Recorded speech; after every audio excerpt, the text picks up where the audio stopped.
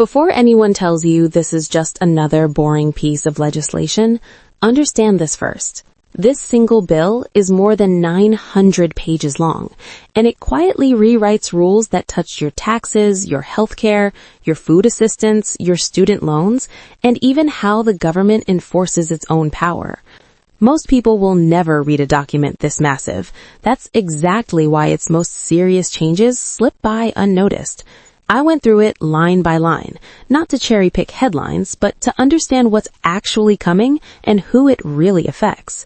Some of what's inside could help certain groups. Other parts could make life harder in ways people won't feel until it's too late to react.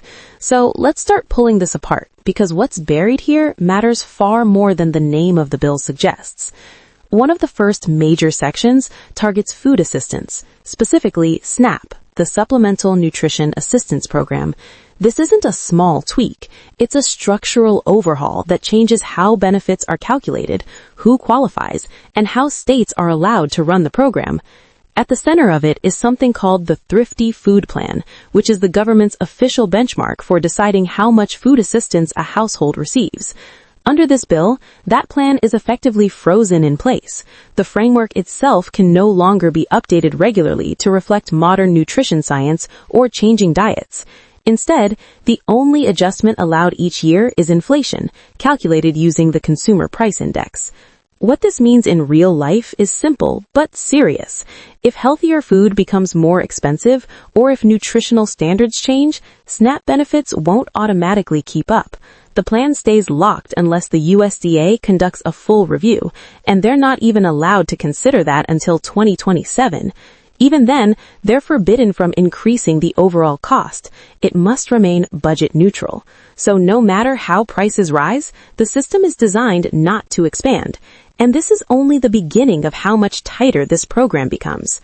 As you move deeper into this section, the intent becomes clearer. This bill doesn't just limit how SNAP benefits grow, it also reshapes who can stay in the program and under what conditions. Work requirements expand again, but this time with fewer exemptions and less flexibility for states.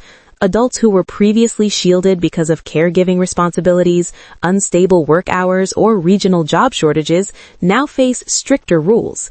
If paperwork is late, if hours fluctuate, or if reporting systems fail, benefits can be cut off quickly, even when people technically qualify.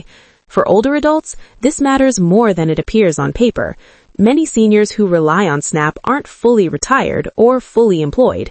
They work part-time, seasonal, or informal jobs to supplement fixed incomes. Under these new rules, irregular work becomes a liability. Missing a reporting deadline or failing to document enough hours can trigger penalties, even when someone is doing exactly what the system claims to encourage.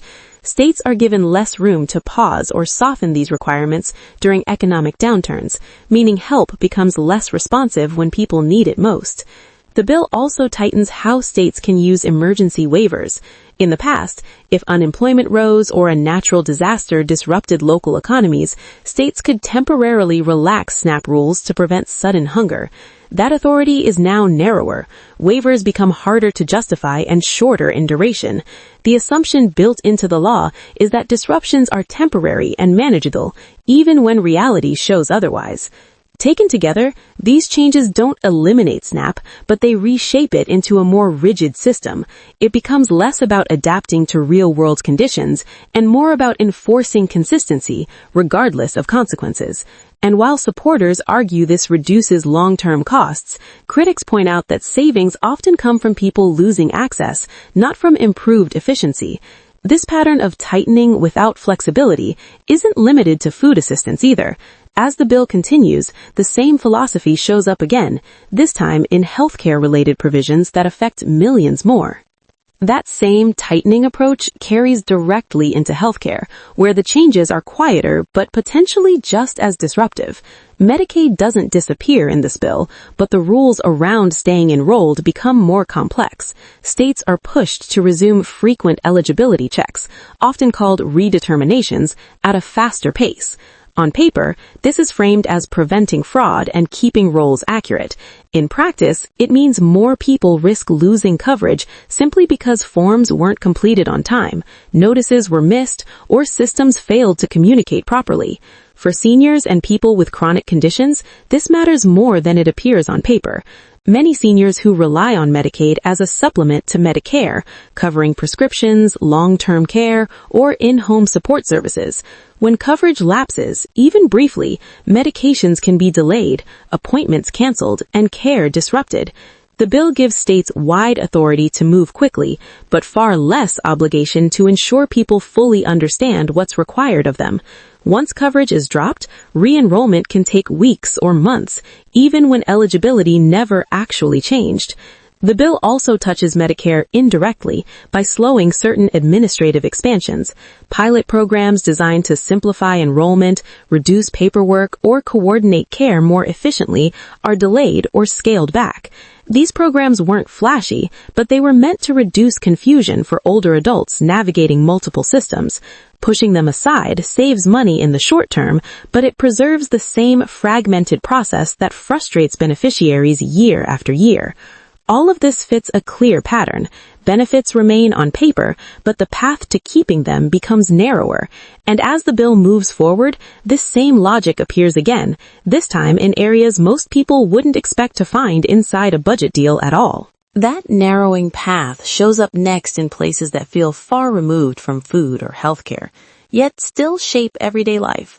One of the more unexpected sections focuses on federal operations and oversight, areas most people never think about unless something goes wrong. The bill restores funding to agencies after the shutdown, but it does so with tighter guardrails.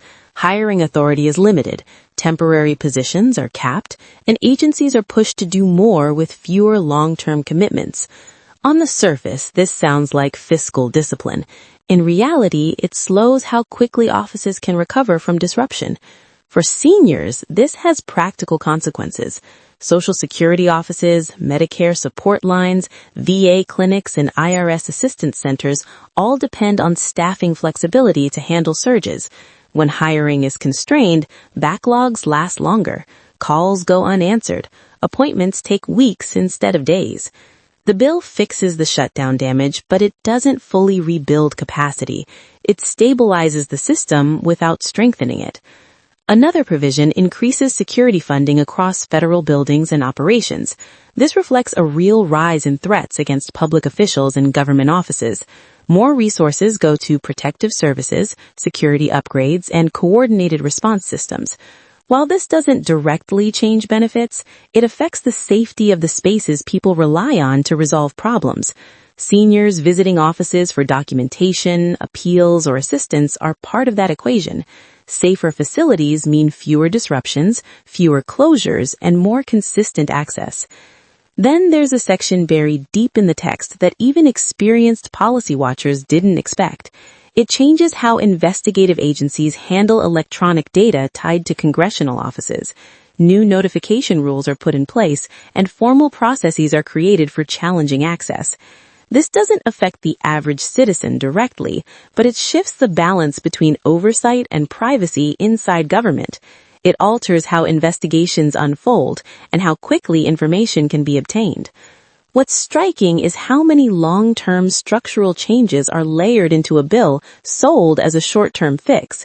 And as the language continues, the focus turns again, this time toward products and industries that millions of people interact with every day, often without realizing the rules just changed. Those industry rules come into sharp focus as the bill moves into manufacturing, trade, and consumer-facing protections. This is where the legislation quietly reshapes how products are made, priced, and regulated in ways most people won't notice immediately but will absolutely feel over time. The bill strengthens enforcement around domestic production requirements, especially for goods purchased with federal funds.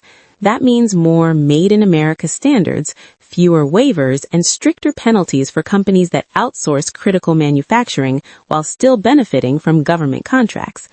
On paper, this sounds like a win for U.S. jobs, and for certain sectors, especially steel, construction materials, and defense-related manufacturing, it likely is. But there's a trade-off. Domestic sourcing often costs more. When agencies are forced to buy higher-priced materials, those costs don't disappear. They show up as delays, scaled-back projects, or higher prices downstream. Infrastructure repairs take longer, public housing upgrades get postponed, and consumers eventually absorb the difference. The bill also tightens rules around product safety and compliance, particularly for imported goods. Customs agencies get more authority and funding to inspect shipments, block non-compliant products, and penalize repeat offenders. This targets counterfeit goods, unsafe electronics, and low-quality imports that undercut U.S. manufacturers. For consumers, it means better protection, but also fewer ultra-cheap options and slower delivery times for certain products that once flooded the market. Another major shift involves energy-intensive industries. Companies that rely heavily on fuel, transportation, or raw materials see changes in how deductions and credits apply. Some incentives are extended to encourage domestic expansion, while others are capped to prevent what lawmakers describe as abuse. The message is clear: grow here, hire here, build here, or lose the financial advantages. What ties this section together is pressure. Pressure on companies to comply, pressure on agencies to enforce, and pressure on markets to adjust quickly. None of it happens overnight, but once these rules lock in, they quietly reshape supply chains, pricing, and availability. And just as the bill finishes tightening its grip on industry, it turns to something even more powerful than money or manufacturing: how the law itself can be challenged, delayed, or stopped. That shift brings us to the final and arguably most underestimated part of the bill: how all of this is enforced and how hard it will be to reverse once it's in motion. This is where the bill stops being about individual policies and starts being about power, control, and permanence. Most of the major provisions don't take effect immediately, but that doesn't make them optional. Tax changes, benefit limits, and eligibility rules begin rolling out in 2026, with others phasing in through 2027 and 2028. That staggered timeline gives the appearance of flexibility, but in reality, it locks the framework in place long before voters feel the full impact. Many sections include sunset clauses, meaning they technically expire after several years unless renewed. On paper, that sounds temporary. In practice, it's strategic. Temporary laws are cheaper to pass, easier to defend politically, and much harder to roll back once people and systems adapt to them. If benefits are reduced, agencies restructured, or enforcement expanded, undoing that later requires political will that rarely materializes. What really sets this bill apart is how tightly it restricts federal agencies. The IRS, HHS, DHS, and the Department of Education are all instructed to enforce the law exactly as written, with little room for interpretation or delay. Emergency flexibility is limited, regulatory discretion is narrowed, and if an agency hesitates, states and private parties are given clearer authority to sue and force compliance. Buried deep in the legal language is one provision that changes the balance even further. Challenging enforcement in court may now require posting a financial bond up front.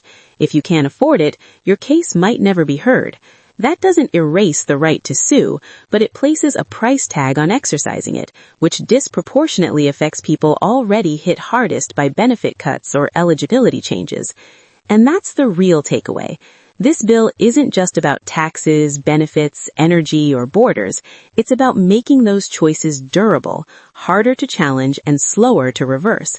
Whether you support it or oppose it, understanding that structure is critical, because once laws like this settle in, they don't announce themselves. They simply become the new rules of everyday life.